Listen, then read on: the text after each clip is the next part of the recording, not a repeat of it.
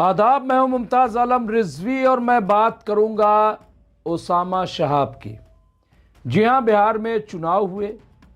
चुनाव में बड़े पैमाने पर एनडीए ने जीत दर्ज कराई और आरजेडी जो हुकूमत बनाने का दावा कर रही थी वो महज 28-29 सीटों पर सिमट गई। बहुत बड़ी हार है, उस पर अभी मंथन हो रहा है कि हार क्यों हुई है, क्या वोट चोरी हुई है, कहीं कुछ गड़बड़ी हुई है। इन तमाम चीज़ों पर मंथन किया जा रहा है। दो बड़ी खबरें ख़ास तौर से जो मुस्लिम तबके में काफ़ी चर्चा में है और उनका जिक्र करना ज़रूरी है। एक ये कि एक बार फिर सीमांचल के एरिए में ऑल इंडिया मजलिस इत्तेहादुल मुस्लिमीन पर मुस्लिम राय दहिंदगान ने एतमाद जाहिर किया। पिछली बार 5 उम्मीदवारों को कामयाब कराया था और इस बार भी 5 उम्मीदवारों को कामयाब कराया। हालांकि 4 उम्मीदवार 4 एमएलए 2020 में जीतने के बाद आरजेडी में चले गए थे, इसलिए इस बार थोड़ा डाउट था कि लोग वोट करेंगे कि नहीं करेंगे। लेकिन 5 मेंबर असेंबली जीत कर फिर आ गए। यही नहीं बल्कि आदिल हसन जैसे कई और ऐसे थे जो बिल्कुल जीत के दहाने पे थे।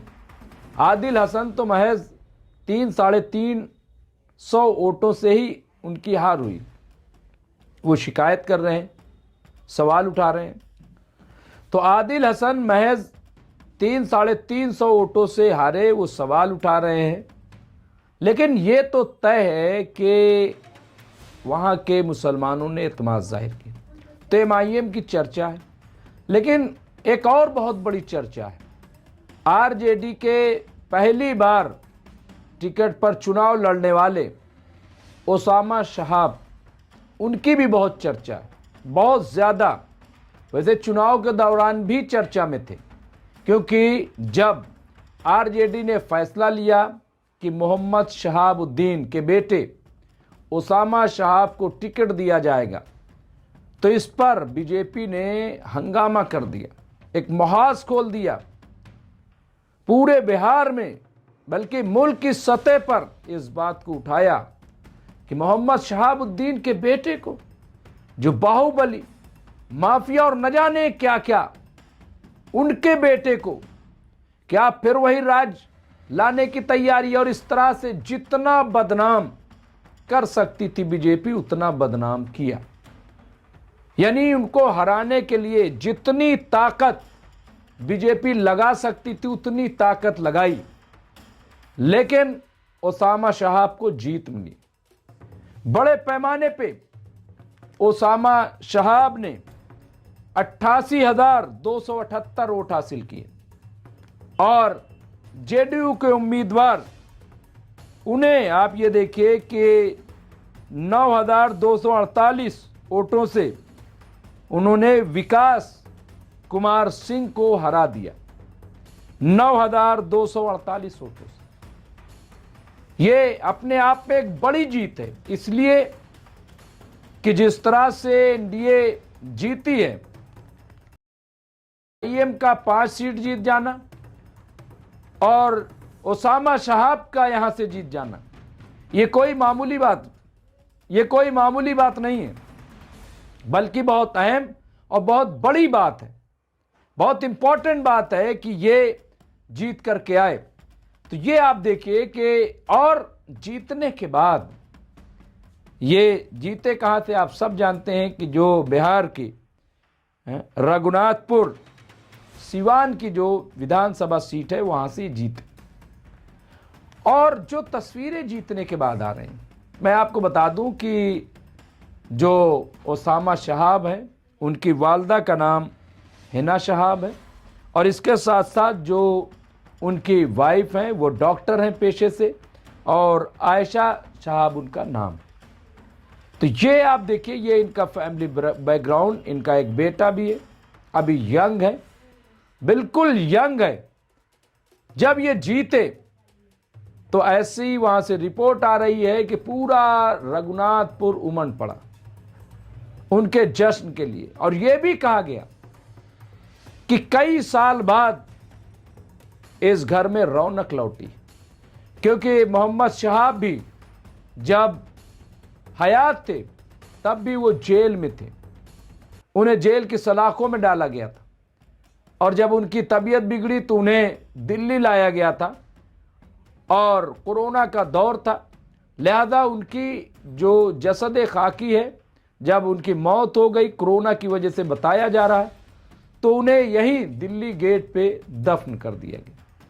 यानी मोहम्मद शहाबुद्दीन की जो लाश है वो भी उनके घर नहीं पहुंच सकी। तो ये आप देखिए, और बाहुबली और न जाने क्या क्या। तो बहरहाल ये तमाम चीज़ें थीं।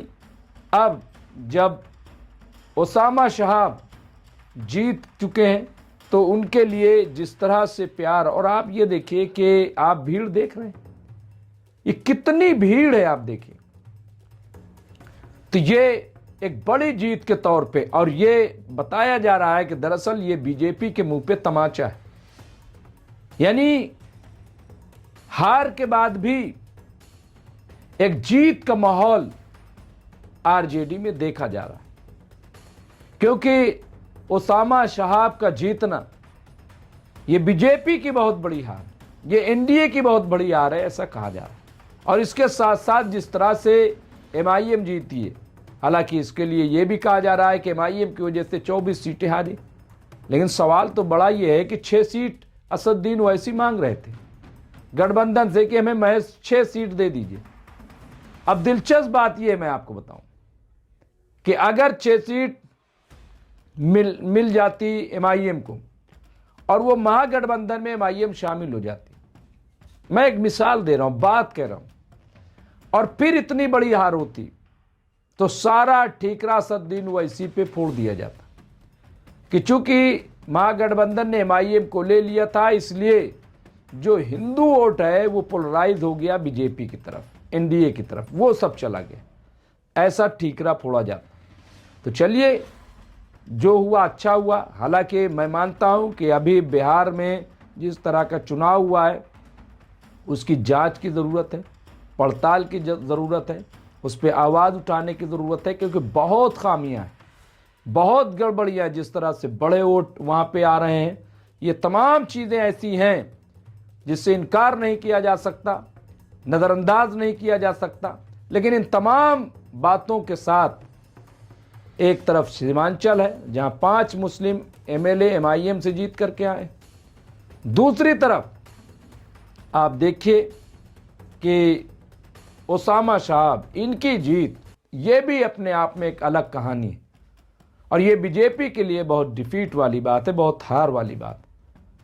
तो ये मोहम्मद शहाब की भीड़ आप देखिए, जश्न देखिए, मुझे लगा कि इस पर ज़रूर बात करनी चाहिए, क्योंकि ओसामा शहाब जो तालीम याफ्ता नौजवान है, जो मैदान अमल में है, जो बात करना जानता है, और जिनके चाहने वाले लोग, उन्हें कोई कितना भी बुरा भला कहे, लेकिन इस जीत ने रघुनाथपुर सीट से जो हुई है, इसने सबके मुंह पे तमाचे मारे हैं और सबकी ज़बानें बंद कर दी। बहुत बहुत शुक्रिया। देखते रहिए एमएमसी न्यूज़ इंडिया।